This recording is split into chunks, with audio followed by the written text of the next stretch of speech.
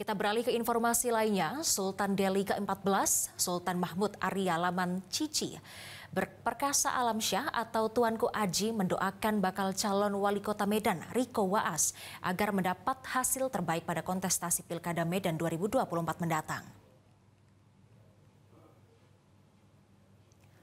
Doa tersebut disampaikan Tuanku Aji setelah menerima kunjungan silaturahmi Riko Waas dan rombongan di Istana Maimun, Kota Medan pada Selasa 25 Juni lalu.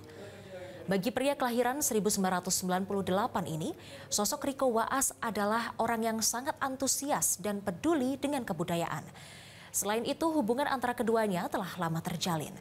Pada kesempatan yang sama, Riko Waas mengatakan kedatangannya bertemu Tuanku Aji untuk berdiskusi tentang kebudayaan Melayu. Sebab hal ini akan menjadi perhatian utama dirinya ke depan. Ya, tentunya kami dari Kesultanan Delhi sangat antusias dan terkesan karena kami dikunjungi calon wali kota Medan.